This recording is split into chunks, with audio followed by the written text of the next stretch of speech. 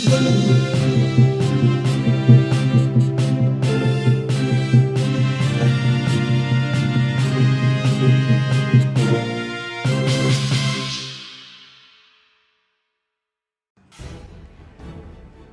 सोळंकेला न्याय मिळवून देण्यासाठी संघर्ष आणखीन तीव्र.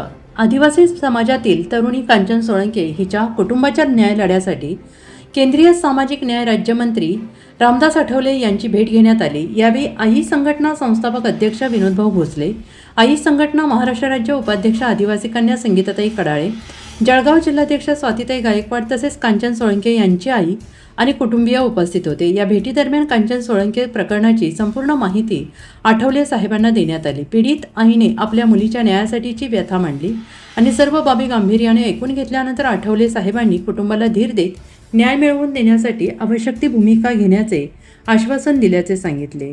तसेच कुटुंबाला आर्थिक मदतीचा हात देण्यात आला. या भेटीनंतर आदिवासी समाजासह विविध स्तरातून न्यायाच्या या लढ्याला पाठिंबा वाढताना दिसतो आहे. कांचन सोळंके प्रकरणातील सत्य समोर यावे, दोषींना कठोर शिक्षा व्हावी आणि पीडित कुटुंबाला न्याय मिळावा ही सगळ्यांची मागणी आहे. जोपर्यंत कांचन सोळंकेला न्याय मिळत नाही तोपर्यंत संघर्ष सुरूच राहील. न्यायासाठी लढणाऱ्यांची एकजूट हीच पीडित कुटुंबाची सर्वात मोठी ताकद आहे.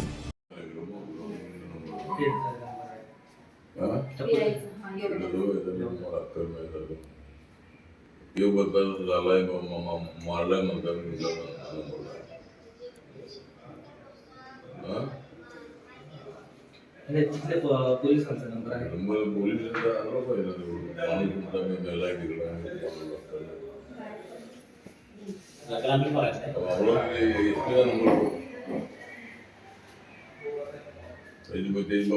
बॉडी मिळाली का?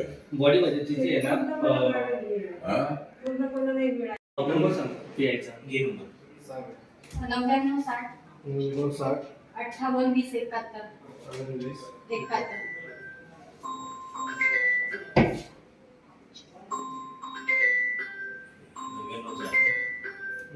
हा भाई 58 20 71. हा बोलो ना भाई. आ गए ना हमारा है ना उधर. किती वर्षाची मुलगी आहे? 25 वर्ष. नाव आहे 25. यायचं नाव आहे. लग्न झालं लव्ह मॅरेज झालं होतं सर. लव्ह मॅरेज झालं होतं. नाही, मी नाशिकला आहे. नाशिक. नाशिक? हो. ते दर्यापूरचे म्हणजे अमरावती जिल्ह्यामध्ये त्यांचा मला फोन आला की ताई असा विषय झाला, आमची पोलीस मदत करत नाही. त्या माध्यमातून मी त्यांना मदत केली आणि प्लीज यांना न्याय मिळाला पाहिजे. कारण त्यांची विचार हात 22 दिवस त्यांना सुद्धा मारून टाकले. पत्र आपण मुख्यमंत्र्यांना सांगतो. काही पुरावे की नवऱ्याचे सर तुमच्या मुलीला